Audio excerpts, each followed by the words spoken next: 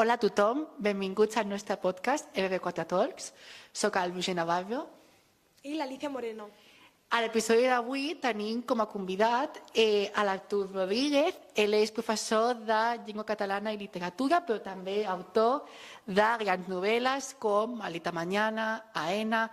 També ha fet cinema i ha escrit obres de teatre galardonades. Bon dia, Artur. Què tal, Artur? Com estàs? Bé, molt bé. Sí, doncs benvingut a aquest espai per conversar i fer una trajectòria de tots els teus projectes. I volíem començar amb una petita reflexió de quin verb t'identificaries més? Escriure, provocar o ensenyar? Doncs escriure. Escriure. Sí, perquè és l'activitat que no concebo deixar de fer, que no podria deixar de fer, no? Si m'ho traguessis tot, no sé, si tingués un boli a qualsevol lloc, doncs escriuria, no? Ensenyar també m'agrada molt, però si ho deixés de fer, doncs, podria sobreviure, no?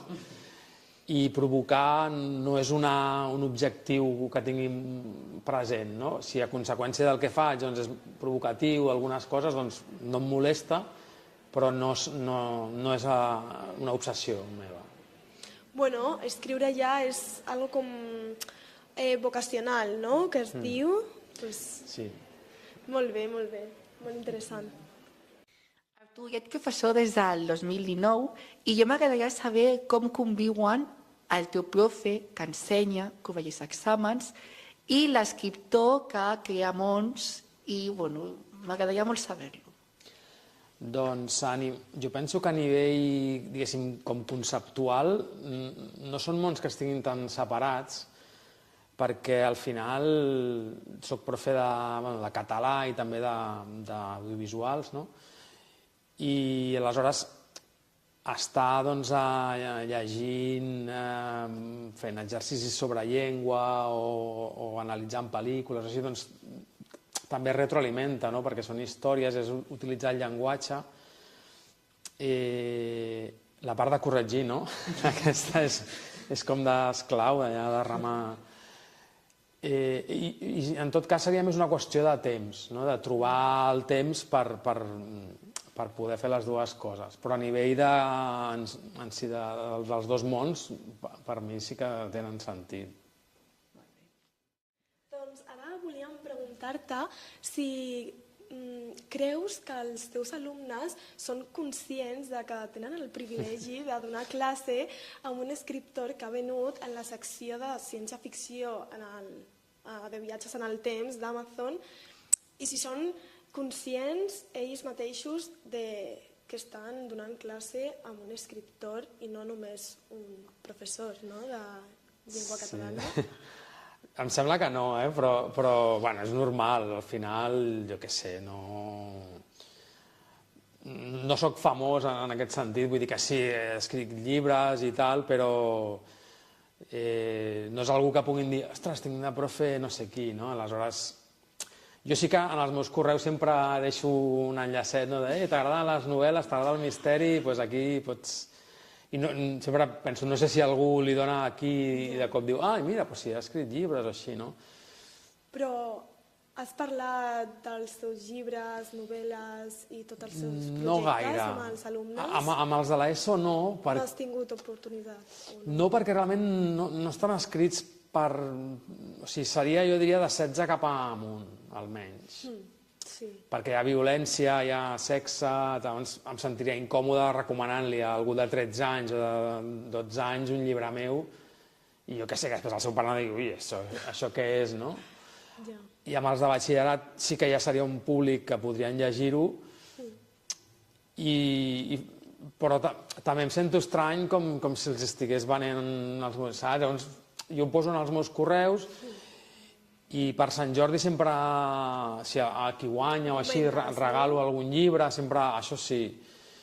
I si es presta i m'ho pregunten, doncs els hi ensenyo o els hi dic, no? Però prefereixo que surti més d'ells que no dir, hola, soc escriptor. Ja, perquè potser és una situació una mica artificial, no? Sí, com de dir, bueno, si algú ho veu o sent, perquè sempre hi ha algú que de cop et segueix per Instagram, que té curiositat i ho veu i et pregunta, doncs li explico, doncs sí, mira, tal, no sé què. Doncs relacionat amb els teus alumnes i tot, has pensat que alguna vegada el teu treball com professor t'ha inspirat en conèixer els teus alumnes per alguna novel·la, llibre o personatge, protagonista? Sí, a veure, directament la vida d'institut no, però jo crec que en algun moment, el que passa que igual serà d'aquí 10 anys, saps? Quan hagi com interioritzat bé tot aquest món, perquè al fons no fa tant que estic aquí, però segur que en algun moment hi haurà una novel·la que serà Asesinato en l'Institut o alguna cosa així, saps? Segur, però encara no. Sí que alguna descripció d'algun personatge, perquè clar, al final vas nutrint del que tens al teu voltant.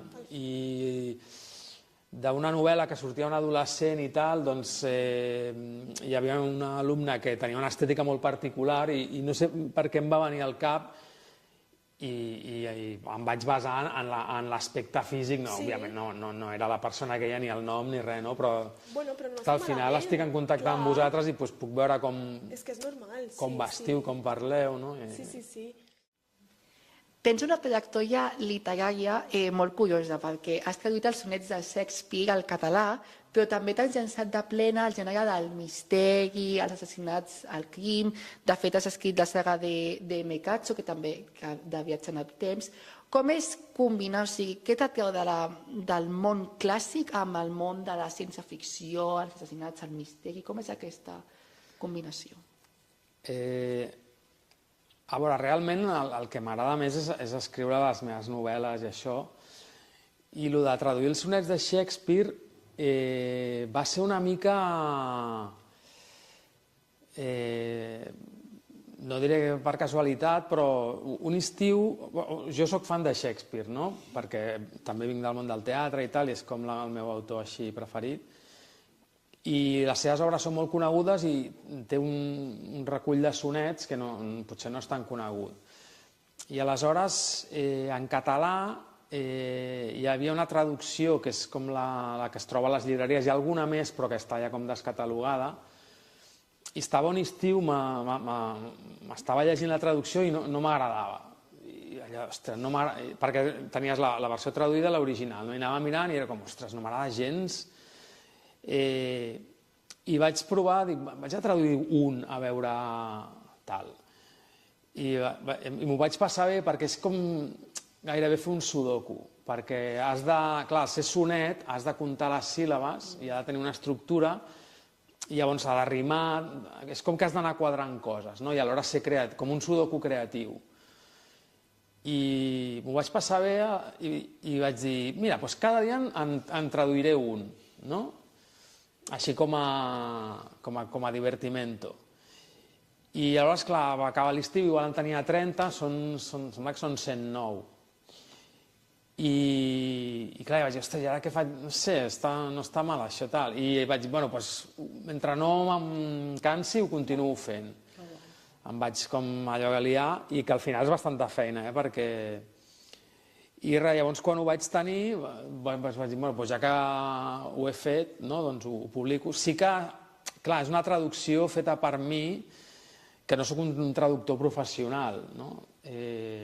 Aleshores, jo penso que a mi m'agrada més que aquesta altra, perquè per això ho vaig fer. Però, bueno, és una cosa així una mica curiosa dins de la meva producció. Doncs ara volien introduir-te la novel·la de Maldita Mañana, que vas arribar al número 1 de vendes, i llavors vas arribar en una societat, en una situació de la societat que està molt connectada tecnològicament. Llavors, com podries descriure o dir-nos quins són els punts claus perquè la societat, nosaltres, les persones, puguin enganxar-se a una novel·la i sigui tan especial i famosa per arribar al número 1 de vendes com ha sigut la teva, la de Maldita Mañana?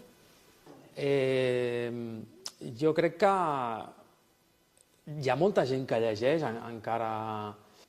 La qüestió és és fomentar una miqueta l'hàbit, o sigui, intentar que... Perquè al final, si tens un petit hàbit de lectura, doncs vas llegint. I també que potser que intentar que la gent trobi algun llibre que li agradi molt. O sigui, jo crec que quan trobes un llibre que estàs esperant el moment per continuar llegint, és el que crea lectors, no? O sigui, hi ha llibres que creen lectors. Clar, però és difícil, trobar la manera o la forma d'atreure a tant públic, d'arribar al número 1 de ventes. És que és molt complicat, i ho has fet, així que, no sé, penso que és molt gran el que has aconseguit, no? Sí, a veure, això també, clar, quan fas el llançament del llibre, doncs no saps ben bé el que passarà, no? També al ser un gènere molt concret, de misteri, de viatges en el temps i tal, doncs això fa que ja hi hagi un grup de lectors específics que els agrada aquell tema.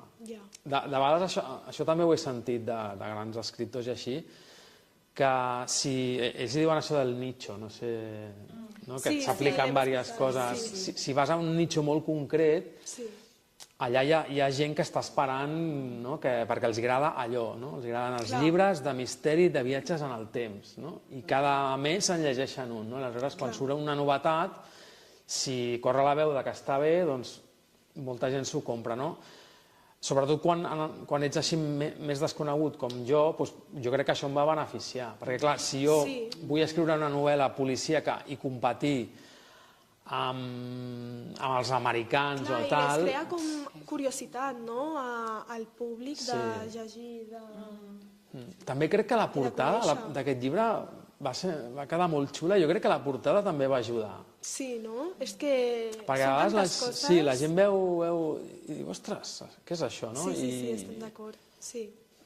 Ara m'agradaria que ens parlessis sobre la teva experiència al teatre i al cinema, com ho recordes, com ho vas viure, et va agradar? Molt, durant 25 anys o així, doncs vaig estar totalment vinculat al món escènic i d'audiovisuals. O sigui que és també una part molt important de la meva vida. El procés creatiu de fer, per exemple, teatre i cinema canvia molt, no? O sigui, el procés de fer un guió de teatre o un guió de cinema. Sí, és molt diferent. El teatre s'apropa una mica més com a la literatura, que tu fas una obreta acabada i ja està. El cinema involucra tantíssima gent i a més al guió no se li té cap mena de respecte, vull dir que l'escriu un, després el reescriu un altre, després el director el reescriu, després no els agrada i canvien al final, després quan ho munten tornen a canviar al final, o sigui, és un acte com molt més de col·lectiu, no? O sigui, no t'estimes tant al cinema, t'estimes més al teatre. Bueno, aquí tinc el cor una mica dividit, perquè m'agraden les dues coses.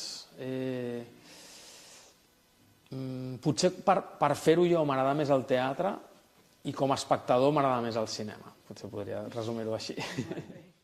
Doncs ja estem finalitzant l'entrevista, que ens quedem sense temps, però voldríem començar i fer així unes preguntes de pim-pam, ràpides, i res. La primera és un llibre que t'hauria agradat escriure tu. Hamlet. Sí? Molt bé. I un referent literari català? Quim Monzó. Escriure a mà o ordinador? Ordinador. I quin consell li donaries a la persona o alumne que coneguis que vol ser escriptor o escriptora? Doncs que escrigui cada dia mitja hora. Mitja hora. O sigui, és més la constància que no... L'hàbit, no? Sí. Si escrius cada dia mitja hora, al cap de 3 mesos tens una novel·la. És així. Després ja veuràs si és bona, dolenta, si la canvies, però és l'hàbit. Doncs moltes gràcies a tu per haver vingut al nostre podcast. T'agraïm moltíssim aquesta visita tan interessant i a la que hem gaudit molt la meva companya i jo. I res, a la nostra audiència dir-li que li recomanem que llegeixi les seves novel·les, que ho gaudeixin molt i que ens veiem en el proper episodi. Adeu. Adeu.